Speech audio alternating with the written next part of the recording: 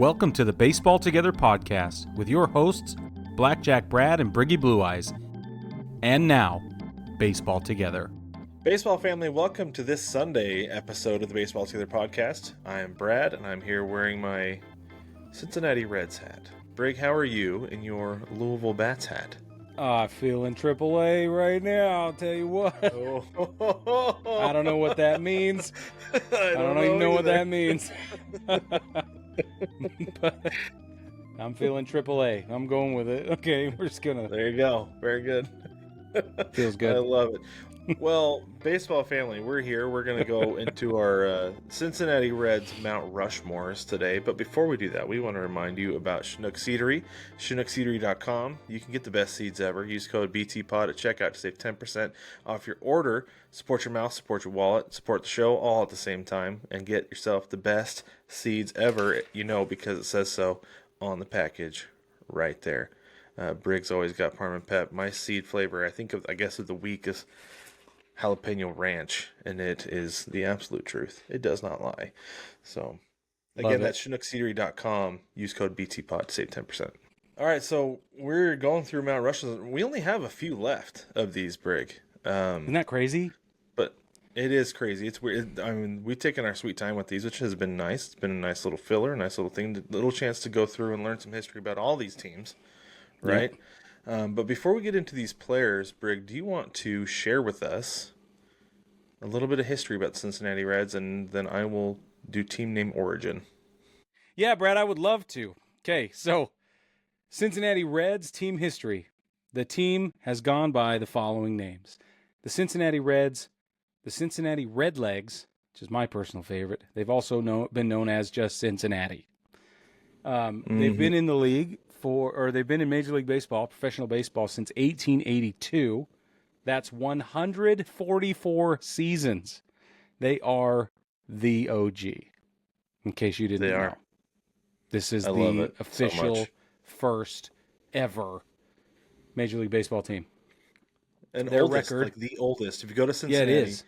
Go to Great American Ballpark, because obviously you're going to go to a ball game, right? Like, who isn't? Duh.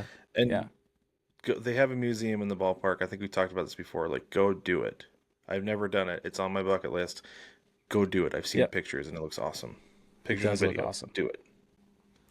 So their record in those 144 years, 10,949 wins to 10,779 losses. That's good enough for 504 in win percentage over 144 seasons. That's pretty good. They have had 16 playoff appearances, 5 pennant championships, they've won 10 pennants, 5 world championships. Winningest manager, Sparky Anderson. 863 wins, 586 losses. That's 596%. Woo! That's crazy. Well, that's like 59.6%. Don't care. 596 winning 596 win percentage. Shut up, you. And your friggin' math. Anyway, now hold on. It is wild though. Like, think about this though for a second, Brig. Like, I want to point something out here. The Reds have been pretty bad for the last decade-ish, right? Mm-hmm. Yes. However, as a franchise, they maintain a winning percentage over 500. They do. That is That's legitimately what I'm saying. Sustained greatness, right? Like, I wanted to point that out. That's really cool. They have 10 retired numbers, and then you include Jackie Robinson, and they have 3 initials retired on the wall. So we've got, and they're all broadcasters, by the way, the initials. Nice. Love it. So yeah, it's been around a long time. Mm-hmm. It's very cool. So if you're wondering where the team name came from, so like Brick said, they're the oldest professional baseball team in MLB. They began as just Cincinnati, and then they were the Cincinnati Red Stockings in 1881 because they wore red stockings. Imagine that. Eventually they just shortened that to the Reds. But then this is the one that I think is super funny. In the 1950s, because of the Red Scare, they decided to be called the Cincinnati Redlegs. because they didn't want to be associated with communists. This is from 1953 through 1958. and then they went back to being known as the Reds after that. Gotta love it. That is It's crazy fascinating. to me that was like such a thing that a professional sports team changed their name. No, it's incredible. But I mean, we've seen other teams change their names based on affiliations that are no longer palatable. Right. But the fact that So, like the communism was so bad at the time.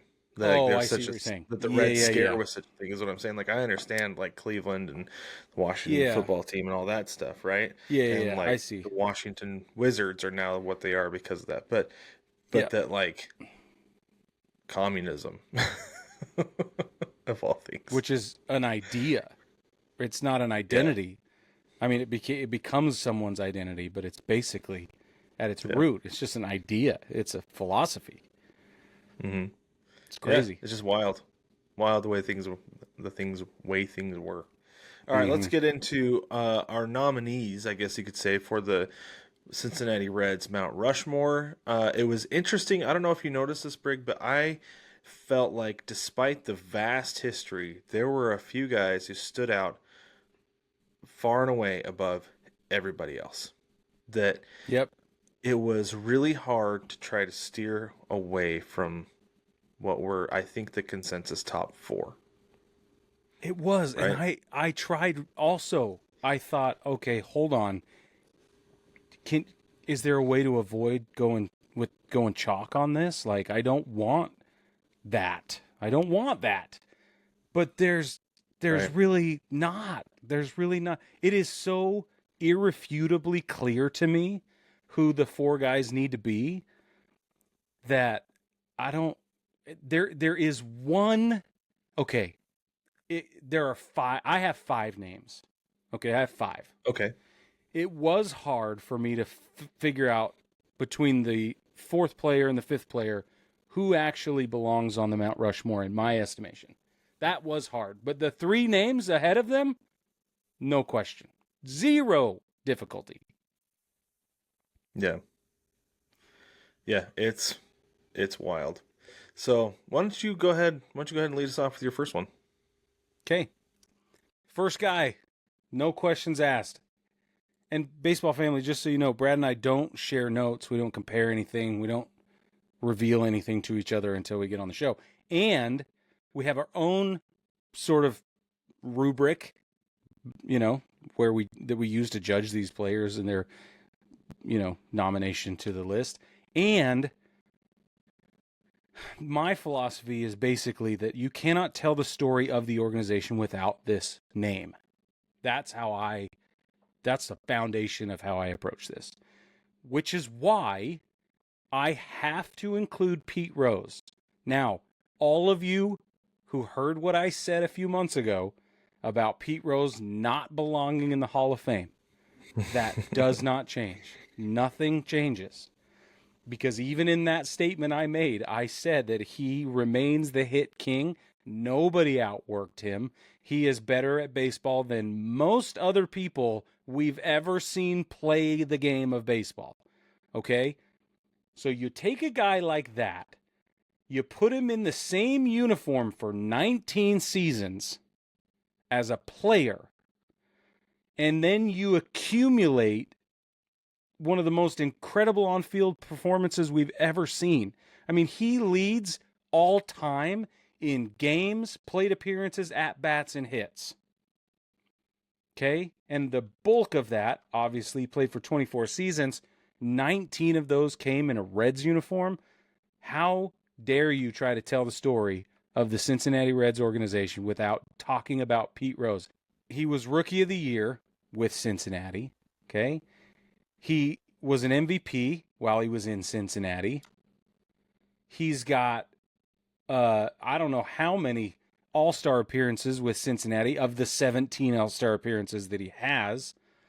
He's got a career WAR of 79.6, lifetime batting average 303. Come on. Okay. On top of that, he's from Cincinnati, which I think is notable, right? It just is. Here you got the local kid who becomes a superstar against every odd, every single one. Read the book. Go read the book. Keith O'Brien's book is awesome. Okay? I have it somewhere. It's right here somewhere. But go read the book, Charlie Hustle. It tells you all the things, which is such a blanket statement. All of the things. You're going to learn all of the things. But it does. It tells you really all does. of the things. It does tell you all the things. And one of the things that you learn is just exactly how Pete Rose grew up, in which part of Cincinnati, and why that kind of became a defining part of who he was, how he played, etc. So it is a noteworthy bullet point. So he led the league in something most of the time.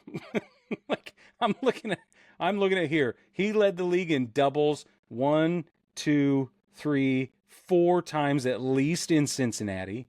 He led the league in hits 1 billion times, average over and over and over. It's like, how are we going to talk about the Reds without Pete Rose? How? You're exactly right, because I really tried to avoid Pete Rose because of the Hall of Fame thing, right? Yeah. That it was like, can't put him in the Hall of Fame. How can you put him on the Mount Rushmore? But it's nearly impossible because for a lot of the reasons you said. One of the big things for me was the fact that he's local. He was a local kid, right? That Cincinnati was like, he was Cincinnati, right? So you have to put the local kid on there. He has to be a part of it. And the other thing was like, I was looking for somebody to replace him. If his performance is good enough. Right. Go ahead. Yes. So I was looking for somebody to replace him because I really wanted so badly to have somebody from the 1800s, because the team goes back that far to include like the origins of baseball and the origins of the Cincinnati Redlegs and the Red Stockings and whatever, of the Cincinnati Reds. But like going back, it's like, so I got Bid McPhee. He's a second baseman from the 1880s and 90s. Okay. But it's really hard to be like, yeah, this guy who led the league in 1886 with 8 home runs deserves to be on the Mount Rushmore over Pete Rose, right? And also led the league with triples with 19 in 1887. Like, it's really hard to make that argument. Okay, so I move on. We got Noodles Hahn, Frank George Hahn. They call him Noodles. That's a great nickname. Maybe the nickname alone will get him on. And then the fact that he played for the Reds way back in the 1800s. Well, no, probably not, because he only played for them for 7 seasons. Now, he did lead the league in strikeouts 3 times. That's fun and exciting. I like that a lot. Okay? But, again, only 7 seasons. Not that big of a deal. Tony Mullane. Another one of the guys who's in the top 24 for the Cincinnati Reds. Let's look at him and possibly see if this mostly right-handed pitcher belongs on the Cincinnati Reds Mount Rushmore. Nope, that's really hard to do because he led the league in hits allowed in 1886 with 501, earned runs with 218, and home runs with 11. Oh, by the way, he is the all-time career leader in wild pitches with 343. I have a hard time putting this guy on the Mount Rushmore. I don't even know if he was effectively wild at that point. That's just flat out wild. Like, did he not know if he's right or left-handed? Is that because Baseball Reference straight up says Mullane threw left-handed a handful of times? Like, did he not know if he was right or left-handed, and that's why he was such a wild pitcher? I don't know. It's amazing. But that's amazing. I have a hard time making an argument really for anybody else over Pete Rose, who I didn't want to put on the Mount Rushmore, but I also feel like belongs, because you cannot tell the story of the Cincinnati Reds without Charlie Hustle and the all-time MLB career hits leader. That's a title that is going to be really hard, if not impossible, to overtake by anybody. Most guys who end their career with 3,000 or more hits are lauded as one of the greats of all time. Pete Rose played for 24 seasons. 19 of them were in Cincinnati. Just in the 19 years he was in Cincinnati, he collected 3,358 hits just in Cincinnati. Now, 19 years is a career for almost everybody else. So to have additional time on top of that with, 800 or almost 900 hits to boot, it's crazy. Crazy. Yeah. But the fact that he did is the thing that he did. And he did. He did. It's irrefutable. Yeah. Now, this was a tough one. That said, I'm with Brig on this, by the way. Pete Rose does not belong in the Hall of Fame because of the gambling thing. You cannot gamble on baseball and it'd be okay. Like, you just can't. That's literally one of the oldest rules in baseball. They made that rule in the very earliest days of professional baseball because they didn't want the players trying to fix games or having any question about the integrity of the game. It was like, don't fraternize with your opponent and don't bet on games. That was like it for a long time. Those are the two original rules. Pretty much. And guys from, break rule one all the time. Right. Yeah. But you cannot break rule number 2. And I'm sorry, but them's the bricks. You made your bed, now you got to sleep in it. And anybody who says, well, he didn't bet while he was playing, like, yeah, right. You don't just get a gambling addiction overnight. No. In your, 40s? I don't think that's how that works. Mm-mm. Okay. Should we move on? Let's move on. You want me to go next? I'll go ahead and go next since you let off with Pete Rose. I like that. So I have to go with this next guy. I really wanted to have him on there because he was one of my favorite players to watch in the 90s. He is a Hall of Famer. He won an MVP in 1995. He is a 12-time All-Star.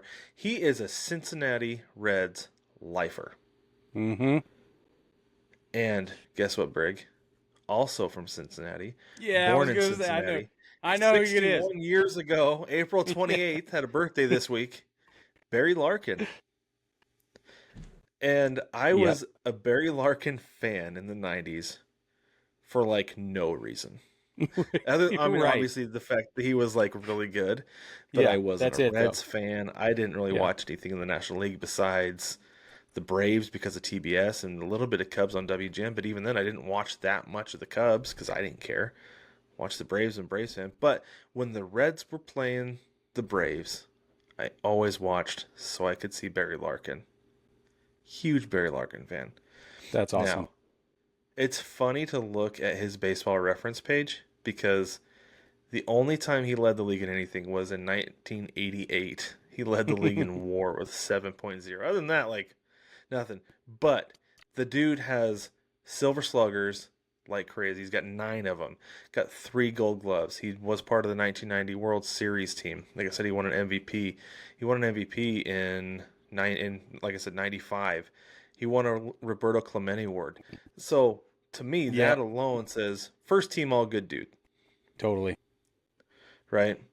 Yep. And as a fan of Barry Larkin, like I said, for absolutely no reason at all, I have to put him on my Mount Rushmore because not only was he a great player, did I love watching him, but he was 90s Reds to me. Like, yes, you had Deion Sanders at one point late in the 90s, right? But Barry Larkin was 90s Reds.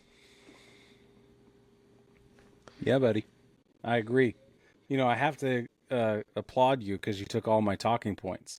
Because Barry Larkin's on my list as well. I think we're gonna like match up perfectly on these. To be honest, oh man, that would be really interesting. It's gonna be hard not to. He's in the Hall of Fame, by the way. He was inducted into the Hall of Fame in 2012. Mm-hmm.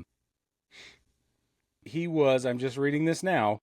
He was the first Reds player to hit 30 home runs and steal 30 bags in a single season, Brad. Maybe that's why I was a big fan of him. How you like that? That makes sense. I like that. That makes sense. Yep. He was also a recipient of the Lou Gehrig Award. Take that and put it in your nachos. Oh. Yeah. I will put it in my nachos. You should dip your nachos in that. That's what you should do.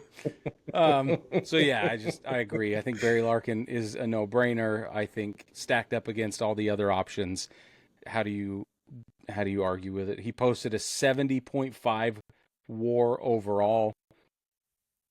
career In batting 19 average years, 295, by the way. 19. You talked about Pete Rose, 19 years with the Reds. Like that Yeah. alone is a career. That's Barry Larkin's career.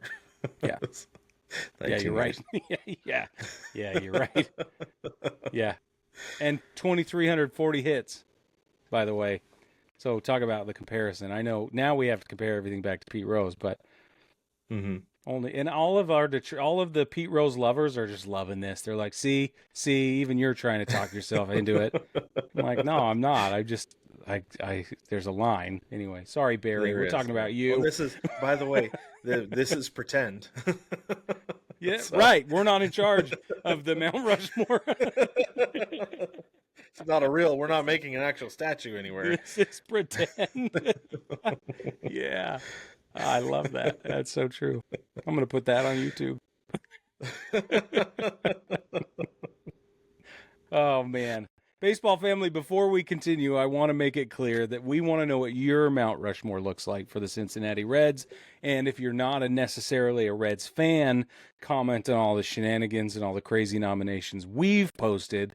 And then go find your favorite team's Mount Rushmore nominations, which we've probably already done at this point, and jump in there and tell us what you think should be on those lists, or if we're way, way off, or if you agree with us, which I think maybe happens every other day. So that's pretty cool.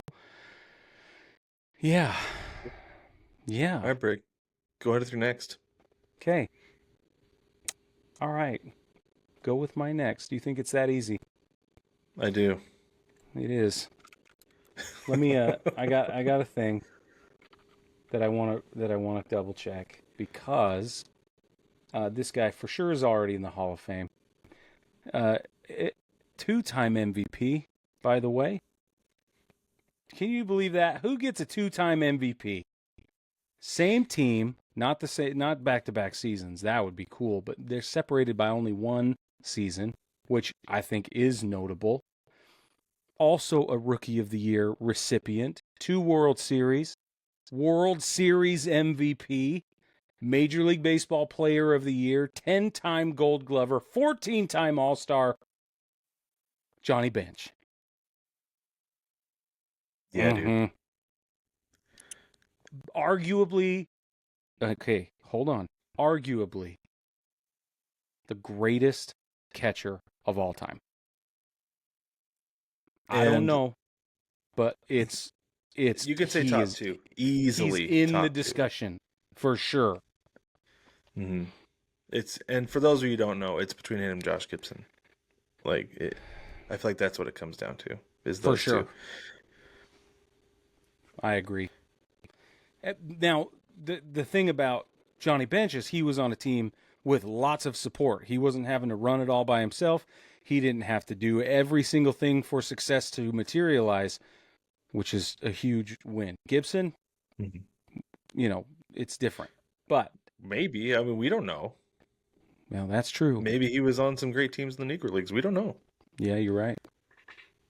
But we don't know. We know about Johnny Bench. Okay. Right. Career WAR 75.1.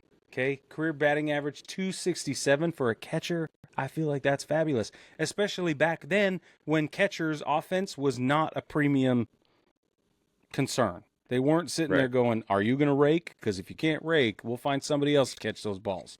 You know what I mean? Like, it's not, that's how it is today. And it just wasn't that way then. And I think the world is different now.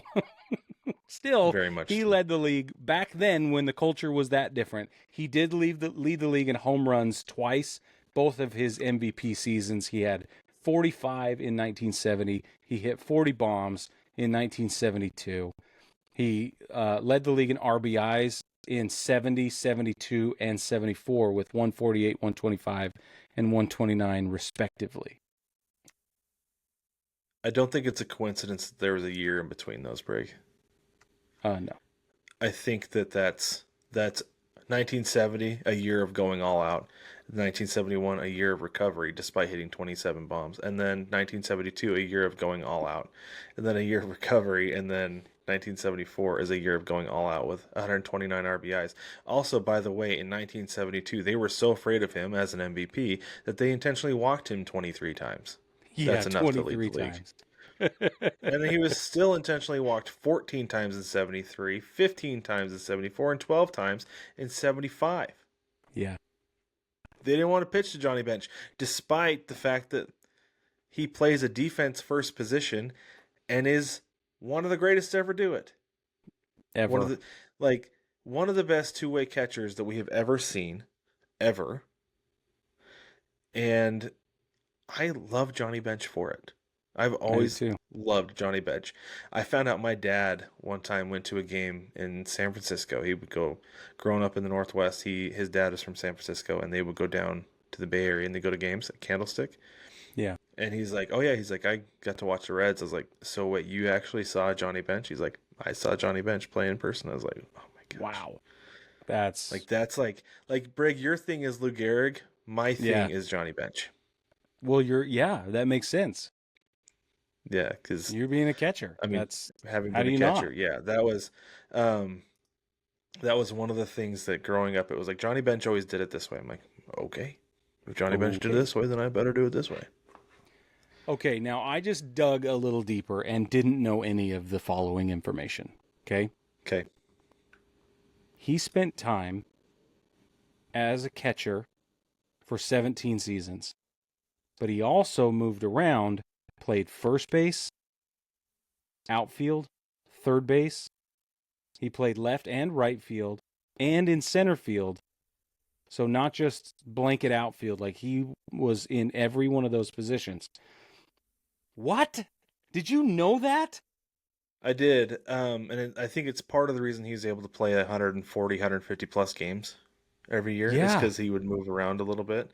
Because like physically, that's like tough. You can't do that.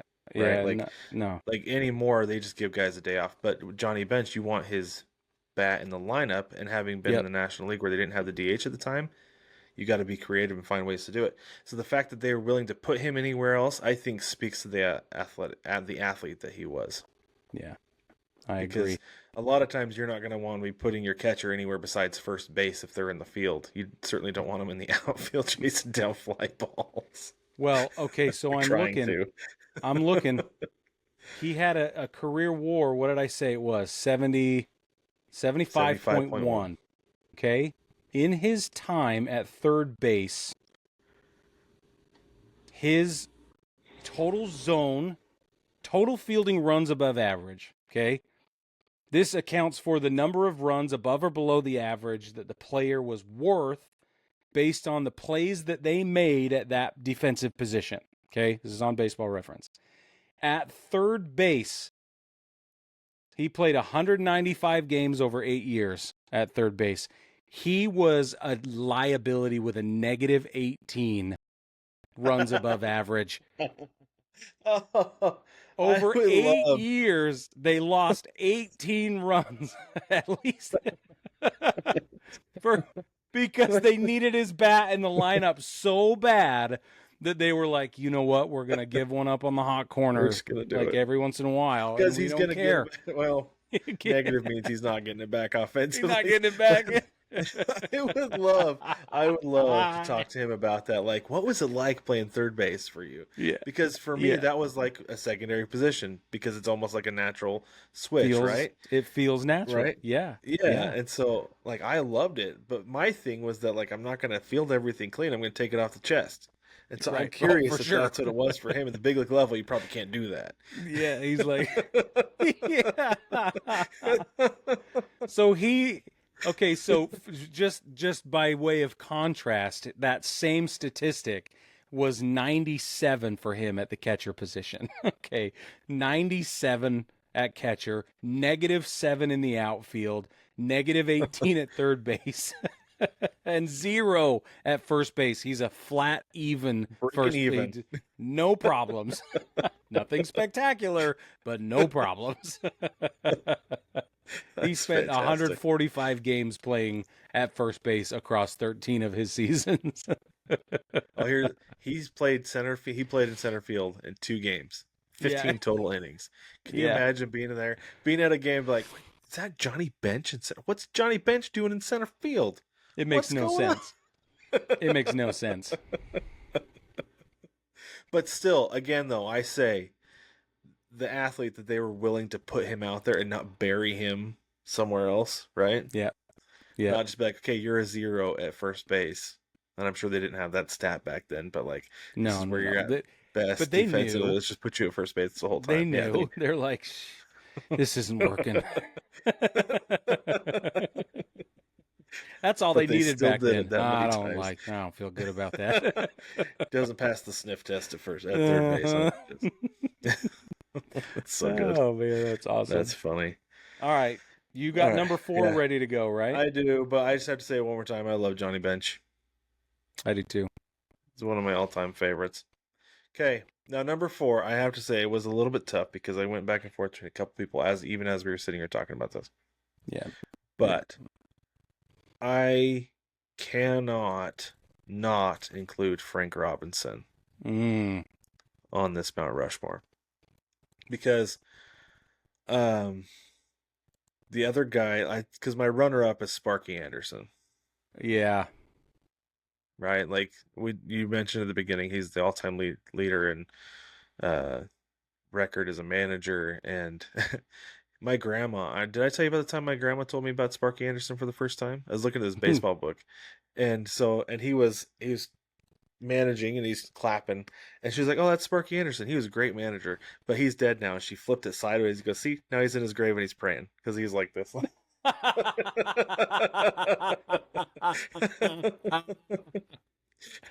Oh, that's that that's highbrow. I was right like there. 9, and I will never forget that one. But anyway, let's talk about Frank Robinson. Okay. So Frank Robinson, Hall of Famer, 2-time MVP, Rookie of the Year, won a Triple Crown. Wow. Right. 14-time All-Star, 2-time World Series champion. Won a Gold Glove, World Series MVP, won a batting title, All-Star Game MVP, Major League Player, Rookie of the Year, and also Manager of the Year to boot. No kidding. Love it.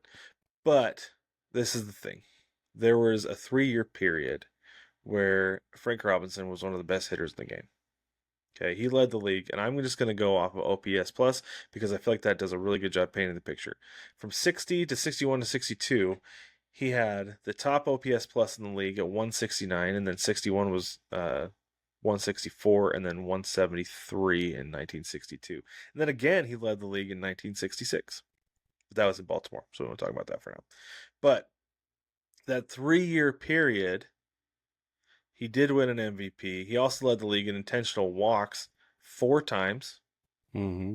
2 of those periods. There are 2 of those. Because I feel like the 61 season, they were walking him as a reaction to the 60 season, probably. But probably. Because that happens, I feel like.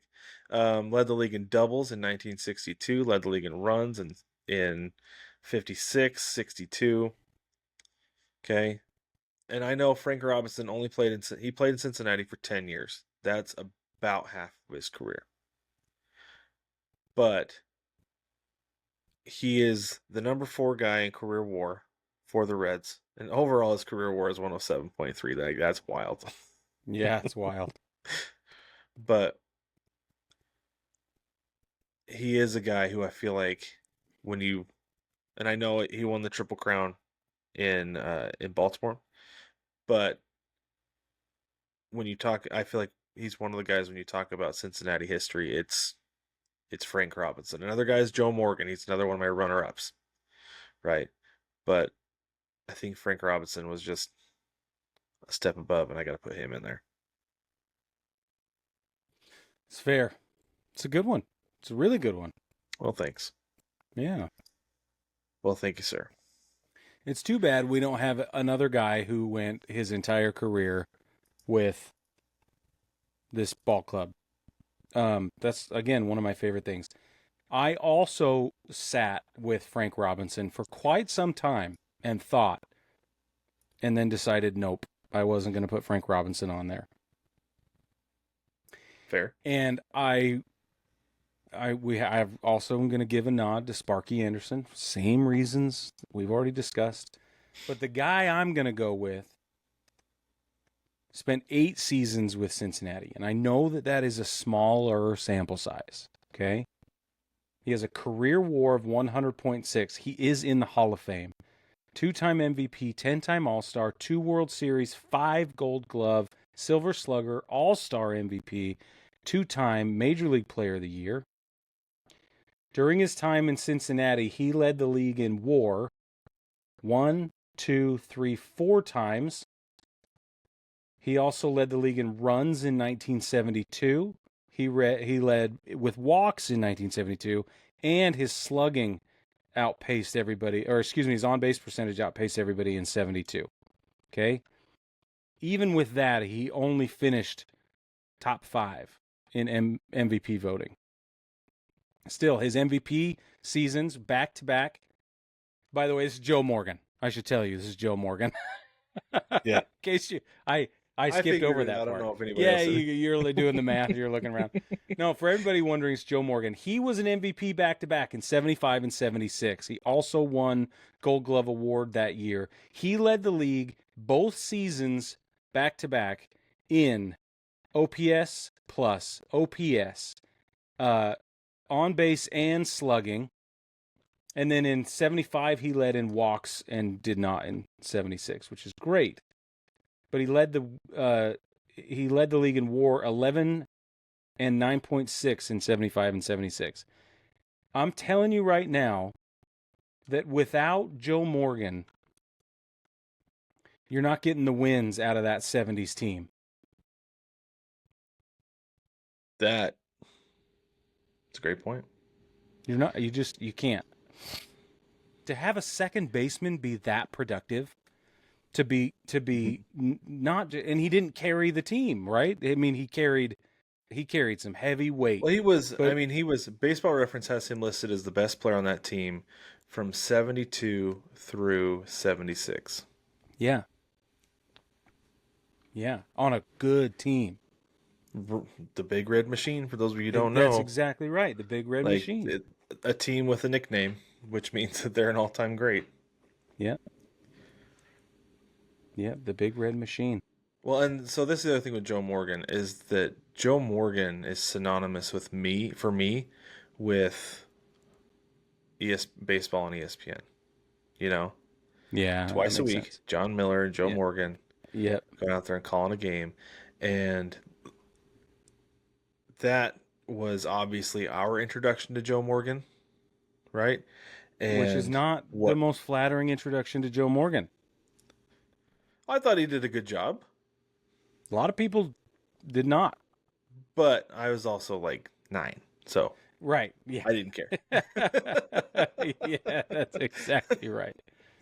That's exactly right. So there's that. So I guess give him a pass. But anyway, no, I think Joe Morgan is absolutely deserving. I think that's a great pick. In fact, should we jump over to our friend ChatGPT to see who AI believes belongs on the Mount Rushmore? Yes, but before we do that, no, I mean, sorry, I meant after, not before, after. Okay, after. After you do that, right. I will give us a history lesson. All right, so I typed in who belongs in the Cincinnati Reds Mount Rushmore on ChatGPT, and this is what it said. It said the Mount Rushmore of the Cincinnati Reds would feature the 4 most iconic, influential, and historically significant figures in the franchise's history. Here's a widely accepted list, though there can be some healthy debate. Johnny Bench, catcher, 1967 through 1983. Achievements, 2-time MVP, 14-time All-Star, 10-time Gold Glove, Hall of Fame. Why? Widely considered the greatest catcher in MLB history, Bench was the heart of the Big Red Machine. Number 2, Pete Rose, utility, 1963 through 78, 1984 through 86. Achievements, MLB all-time hits leader, 17-time All-Star, 3-time World Series champion, MVP. Why? Charlie Hustle is synonymous with hustle and hitting. Despite his gambling controversy, his playing career was unmatched, which is absolutely correct. Number 3, Joe Morgan, second base, 1972 through 1979. Achievements, is it ChatGPT getting these years right? I don't think so. Because 72 through 79, that is right. I will just say flat out, I know. I'm just reading this off ChatGPT. Sometimes it lies. Oh, for those of you who don't know. Be prepared for the ChatGPT lies. Yeah. Yeah. But this is just what it's saying. Achievements, 2-time MVP, 5-time Gold Glove, 10-time All-Star Hall of Fame in 1990. Why the catalyst of the Big Red Machine, like you said, Brick? Morgan was a complete player with speed, power, and intelligence. Number 4, Barry Larkin, shortstop 1986 through 2004. Achievements MVP in 95, 12-time All-Star, 3-time Gold Glove, Hall of Fame in 2012. Why a homegrown star, Larkin was a model of consistency and leadership across 2 decades.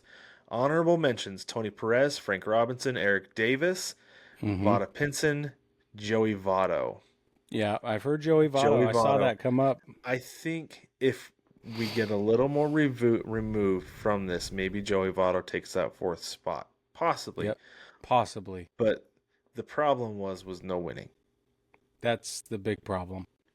Like you've got guys who really won with the Reds, and unfortunately, you've got to rely on the rest of the team to do that. But Joey Votto didn't have the ability to help his team get over that hump, despite being great, right? Like, don't get me wrong, but I think that just goes to show like how bad those Reds teams really were. Yeah. Joey Votto's Reds, not the Big Red Machine and the Great 8. Yeah. You ready for the Great 8? Ready. Here was the starting lineup. Johnny Bench, Tony Perez at first, Joe Morgan at second, David Concepcion at shortstop, Pete Rose at third. Right field, Ken Griffey, Sr. Center field, Cesar Geronimo. And George Foster is in left field. Okay? That group includes 3 Hall of Fame players, by the way. And these 8 guys collectively won 25 Gold Glove awards, 63 All-Star appearances. You believe that? 63. They played 88 games together during 75 and 76 seasons, and they only lost 19 in that period. When all 8 of them were on the field, 88 times, they lost 19. That's crazy. Dumb. Just freaking crazy. Anyway, okay. Yeah. That's the Big Very Red cool. Machine. Love it. Well, baseball family, let us know, like Brig said, let us know who you think belongs on the Cincinnati Reds Mount Rushmore. We have shared ours. We have shared what ChatGPT thinks, which I'm assuming is a conglomerate and collection of thoughts across the internet. No, it is a confirmation bias that I'm right. Again. Okay. Hey, Brig, guess what? We did preface that with, by the way, ChatGPT lies sometimes. But anyway. Yeah, so it's all pretend.